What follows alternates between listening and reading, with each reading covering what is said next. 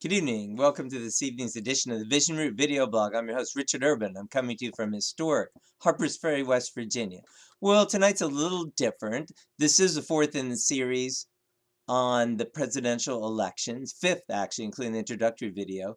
And I am going to talk about Trump and Christians. So I'm not going to talk so much about comparing Trump to Hillary, but about Donald Trump and Christians.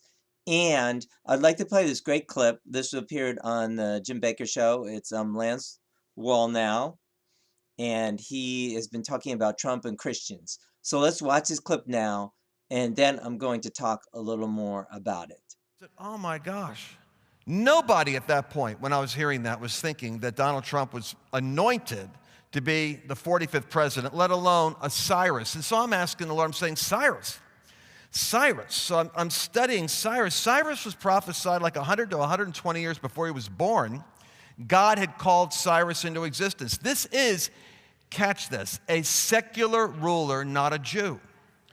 And so this starts messing with my head because I'm saying, I like Huckabee and I got friends, all of my pastor buddies are Ted Cruz, great Christian, Father preaches Seven Mountains, preaches my message. And I'm in Texas, and I'm thinking, well, we got all these great evangelicals running and people that love Jesus and are praying.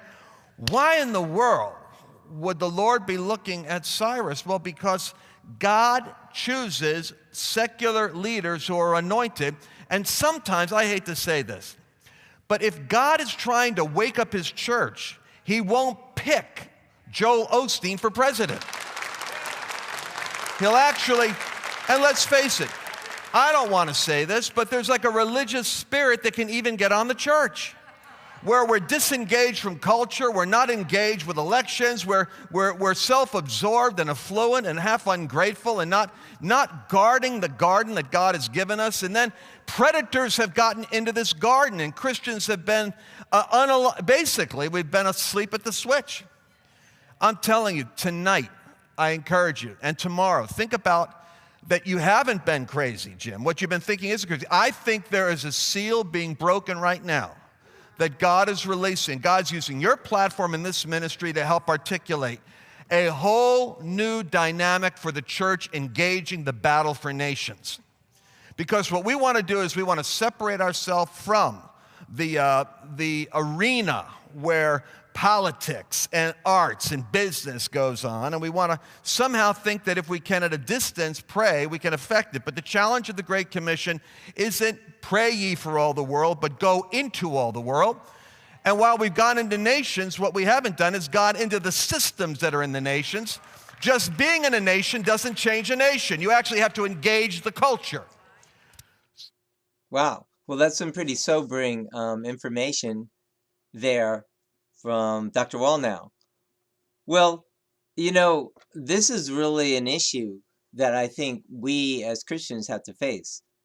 What is going on with Trump? What is with people who are supposedly Christian or even, whether they're elite or whatever, who don't support, Donald Trump? They'd rather have evil criminal Hillary in there. What is going on here? Even we have like these Christian guys like Ted Cruz, a lot of Christians like him. And then, he wouldn't even endorse Trump at the Republican convention. What's that about? He's supposed to be all Christian and everything. He did eventually endorse Trump. So that's really crazy. He didn't have a forgiving heart. In fact, it seems like Donald Trump had a more forgiving heart when he let him speak. He didn't say, hey, this guy's not endorsing me. Screw that guy, pardon the expression, No, he said let him speak, and then the guy didn't even endorse him. Yeah, some Christian guy. Okay. Well, sorry if you're a Trump Cruz fan. Anyway, Trump has really sincerely reached out to so many Christian pastors. And it's interesting, he gave a speech recently at a black church in Detroit. And he's especially reached out to the black pastors. That's really interesting. And many black pastors have embraced him. Here's what he said in Detroit. So true. We're all brothers and sisters, and we're all created by the same God. We must love each other and support each other, and we are in this all together, all together. I fully understand that the African American community has suffered from discrimination and that there are many wrongs that must still be made right. They will be made right. I want to make America prosperous for everyone. I want to make this city the economic envy of the world. We can do that. We can do that again. Factories everywhere, new roads and bridges, new schools, especially schools, and new hope. I have been so greatly blessed, and in so many ways, with no greater blessing than my family. I've had a great family. Nothing would make me happier and more fulfilled than to use what I have learned in business and in traveling all over the world. I've sort of seen a lot. To bring the wealth and prosperity and opportunity to those who have not had these opportunities before, and that's many, many people in Detroit. When I see wages falling, people out of work, I know the hardships this inflicts, and I am determined to do something about it. I will do something about it. I do get things done, I will tell you. Some people have strengths, that's one of my, I get things done. I'm going to get things done for you. Please know this, for any who are hurting, things are going to turn around. Tomorrow will be better, it'll be much better. The pastor and I were talking about riding up the street, and we see all those closed stores and people sitting down on the sidewalk and no jobs and no activity. We'll get it turned around. We'll get it turned around, Pastor. Believe me. We're going to win again as a country, and we're going to win again for all of our people. I want to work with you to renew the bonds of trust between citizens and the bonds of faith that make our nation strong. America's been lifted out of many of its most difficult hours through the miracle of faith and through people like Bishop Jackson and Dr. Jackson. So important. People have no idea how important they are. Now, in these hard times for our country, let us turn again to our Christian heritage to lift up the soul of our nation. I am so deeply grateful to be here today, and it is my prayer that America of tomorrow, and I mean that the America of tomorrow will be one of unity, togetherness, and peace. And perhaps we can add the word prosperity. Okay, prosperity. That's Trump talking to a black church in Detroit. Wow! But yet people like Senator Cruz can't get their act together. Okay, so who has a problem, Senator Cruz or Mr. Trump?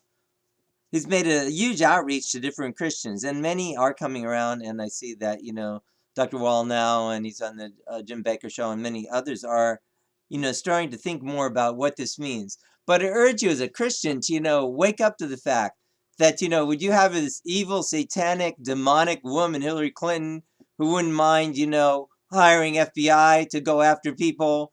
There's many rumors, and I don't think they're rumors, that her and her husband, 100 people have been mysteriously murdered, around them.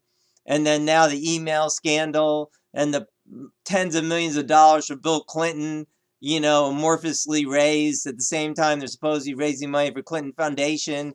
And then they, basically people of Haiti on their backs who have nothing, they said they're raising money and, enrich themselves.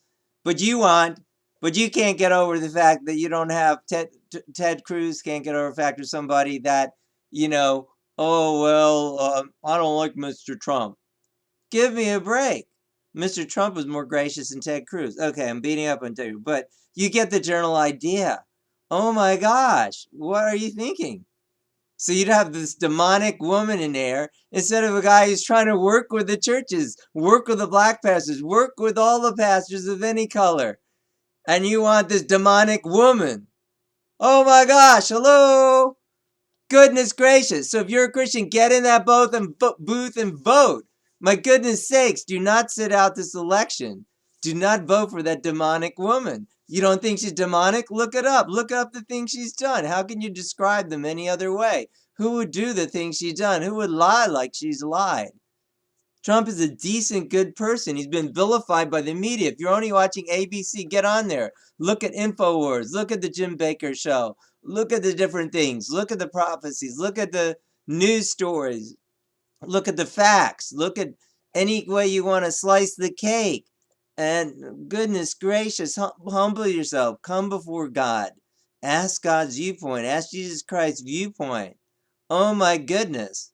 Can there be any comparison between this demonic woman and Donald Trump? As far as, who would you vote for? So please, I beg you as a Christian, think about what's going on. And do watch the video from Dr. Wall now. I'll put the link below. And I can also link right here. You can click on it and watch it. It's really good. So, I mean, really think about what's going on. He's got a great book, God's Chaos Candidate. Donald J. Trump and the American Unraveling. I bought the book. I recommend it. So, wow, please wake up. Please see what's happening. Do vote on November 8th. And I hope you found this helpful. Do share with your friends. This is Richard Urban coming to you from historic Harpers Ferry, West Virginia. Do have a good night and do be blessed. Good night.